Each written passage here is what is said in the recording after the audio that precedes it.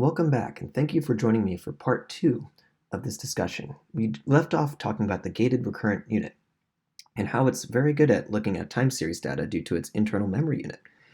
This helps us look at past values in a time series and kind of get an idea of what's going on in the future. So it keeps track of past events in a time series, which is very important when you're thinking about how the human mind works.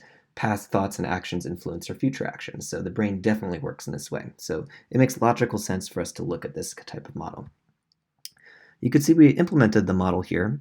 We used a special version of the GRU unit called the CUD GRU, which is basically the CUDA GRU, and it's basically a graphics card optimized version of the GRU unit. And the idea is that it works much better on a computer that has a graphics card, like the Google Colab allows you. They give you a K80, a Tesla K80, so this actually speeds things up quite a bit. So you could see that we define the model up here, and it ends with a typical dense classification, once again using softmax. We'll see this over and over again. We're trying to get 10 classes. And then we once again define the running of the model using splitting into train and test with our targets and source data, and then reshaping. Since we're using sparse categorical cross-entry, we don't really need to use the two-categorical function. Our targets are just integers, 0 through 9, so we could usually use them directly along with the sparse categorical cross-entropy loss function up here, which is a good way to go about it. Because this model was taking a little bit longer to load, I included an option to save the weights and the variable names halfway through so I could pick up where I left off, but this isn't necessary to run. It was just kind of a checkpoint system for myself. So we went ahead and we trained the model, as you can see down here, and we're just going to scroll down here. But it didn't turn out to do as well as we would have thought. And let's get back to the slides here and look at why. So you could see those two figures here that were in the notebook are right over here. You could see the model accuracy is kind of going up, and the loss is going down on the training set, but the test set's really not changing. And this indicates that we're getting some overfitting here. This could be due to the model just not being well suited to training on this type of data, or the model not working the way that it's expected. What might be at play here is the EEG data is very highly variable. It varies between between sessions. It varies between locations and just throughout time as well. It's just a highly variable stochastic signal. So maybe GRU is not as good at looking at highly stochastic time series data. Maybe it works better with more structured time series data, like climate data or daily temperature swings or things like that. But we didn't want to completely discard it to start with. We wanted to also look at spectrograms using GRUs as well. The reason is that a spectrogram is technically a time series. You could see here on the x-axis we have time in seconds.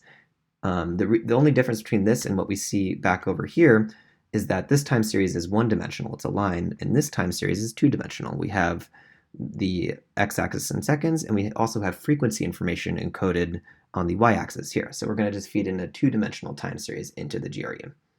And we can see that in our notebook down here.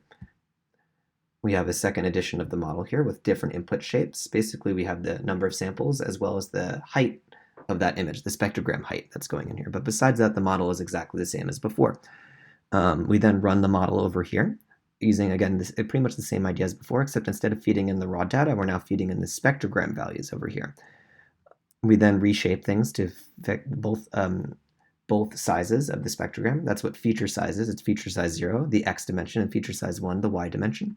And we reshape the train and test data to match that. Besides that, everything else is the same. And we go ahead and we train our model. You can see the training down here. So as we go into the results of that, also we noticed that we didn't get very good results from that.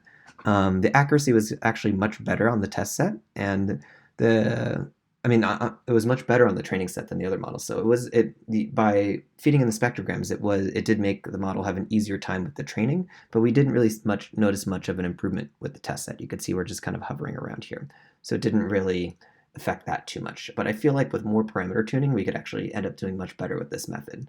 So more investigation is needed here. The jury's still out on this, but for now we'll look at some other methods to start with. The third method we wanted to look at was called the UMAT method. This stands for Uniform Manifold Approximation and Projection. It's a way of reducing dimensionality of a dataset, and it could also perform unsupervised clustering and feature extraction. In practice, It could be used for its dimensionality reduction functionality, and that's kind of can be thought of as a nonlinear cousin of PCA and reducing dimensionality. In the clusters it produces, as you can see some examples here down with the fashion MNIST dataset, the cluster it produces look very similar to the t-SNE projections that we've used in class. In fact, UMAP is related to the t-SNE method, although it's not stochastic, meaning that if you feed it in fixed numbers, it will produce the same clusters every time, which is useful from a scientific perspective. It makes the data much more reproducible if you can produce the same plots every time and not have to reinterpret a t-SNE plot that looks different just because it's a different stochastic seed that's been fed into it. So this is actually a very useful feature. One parameter we have to tune here, there's a bunch of hyperparameters, but one of the most important ones is called the n neighbors. The n neighbors determines the number of neighbors that are used to perform the embedding. And you could see by changing the number of neighbors, we could drastically alter alter the way that the plot looks. Basically, on a high level, this n neighbors parameter tunes UMAP's ability to look for the relative importance of local clustering versus the overall global shape of the data. Because the clusters have things in common with each other, like each point has things in common with each other, as well as the clusters spaced next to each other on the whole.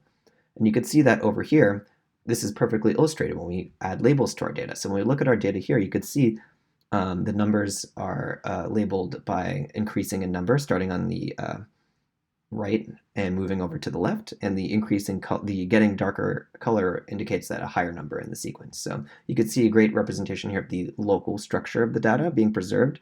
The local like digits are clustered together, as well as the global structure of lower numbers over here and higher numbers over here. So that's kind of I found that very fascinating that worked right out of the box. This is very exciting.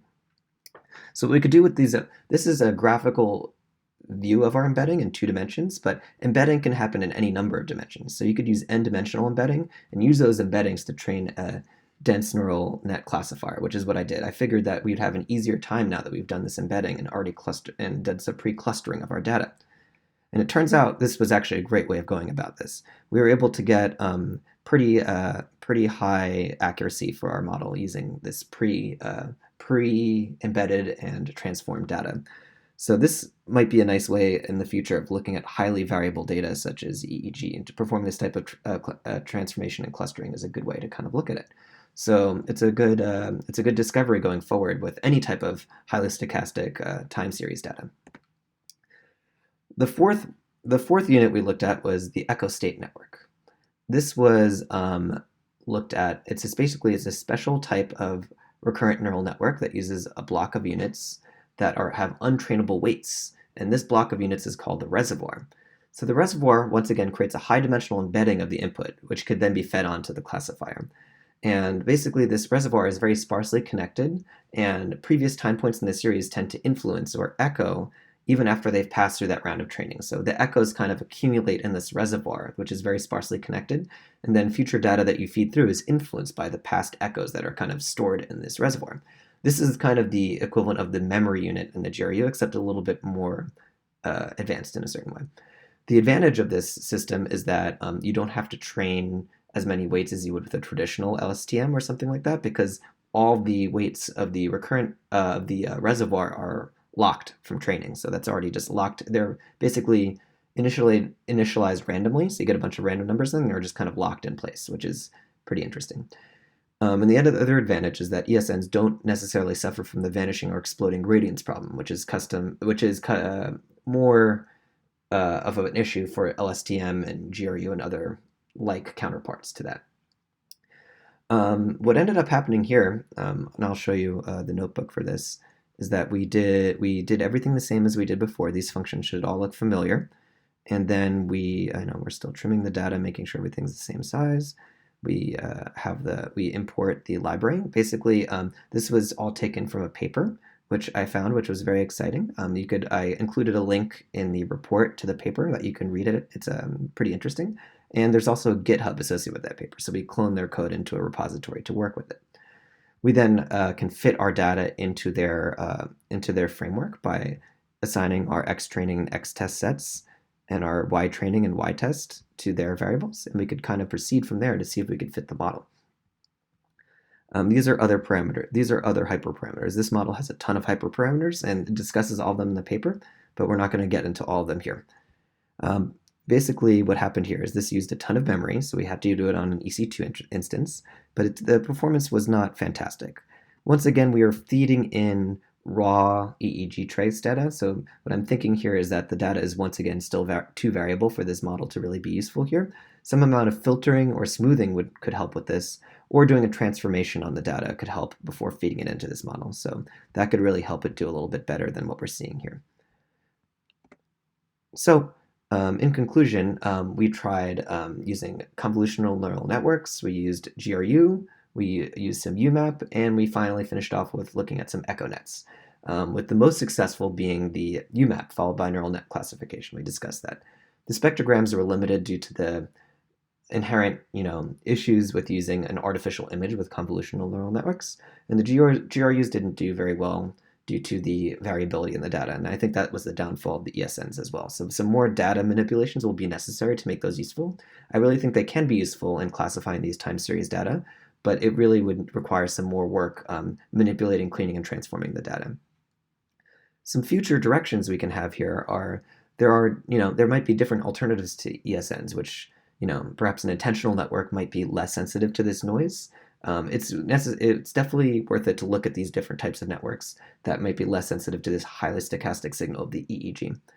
And as I mentioned before, I think we can really optimize the GRU network, mostly optimizing the data being fed into the network to make it a little bit easier to train on and easier to predict. Perhaps doing different transformations, perhaps normalizing. Another thing that could be work well is a nice median filter or a rolling average filter to smooth out the data or knock out parts of the data that are causing problems.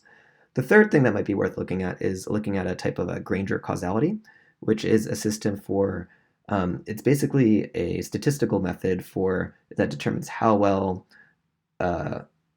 one signal predicts future values of another signal. And that's good for multi-channel data to tell you where different data sources are coming from and what is influencing what. It really takes into account how different signals interact with each other, because when it comes down to it, we're recording millions of neurons in the brain at the same time, all firing at once. So there's definitely some neurons having inputs into other neurons and having effects on the output that we're seeing. We're only seeing the final output. We're not seeing any of the hidden stages, like the hidden layers of the brain. So the Granger causality is a statistical tool that kind of lets us dig into that. So thank you so much for listening to my talk here. We'll upload these videos so that they could be viewed. The notebooks will be available too, so everyone can check them out. You can see all the notebooks are here. All the data in the notebook is here as well. Some additional goodies in the notebook, you could see I did a test to see what the best neighbor embedding would be. You can see we start at 5, there's not much embedding in UMAP, and then we get to 10, and once we're up to 25, we're beginning to see our clusters, and by the time we get to 100, we have nicely separated clusters. So you could really see in the notebook how this hyperparameter of n neighbors really affects UMAP. What I also did in this notebook was I fit the other data set. I mentioned in the beginning the emotive data set, and you could see here's the emotive unit here with its multiple electrodes, and here's where the electrodes go in the head. So I wanted to see if this data would be, would help, looking at a larger data set with more electrodes to see if that could help us with any of our models. It helped a little bit, but it was not super useful. Pretty much the data set was a little too large and unwieldy, so I had to perform some shortcuts. Basically here I'm looking at the O electrodes, which are at the back of the head, the occipital lobes. Those are the areas implicated in visual processing in the brain. So I figured it would make sense to look at those. That's the visual signal is going to come into the brain there and then be propagated to the rest of the cortex. So I figured if I could classify and pick up a difference at these 2 electrodes here, I'd be in good luck for looking at other regions in the brain. So that was a decision I made to try to make the data set a little bit more manageable in size. And we trained the same models as before, the GRU model and the UMAP model. It performed very similarly in the UMAP model. You could see the results of that down here. And the accuracy is very similar as well. So at this point, I'll just wrap up, not take too much more of your time. Thank you so much for listening to my report, and happy hunting.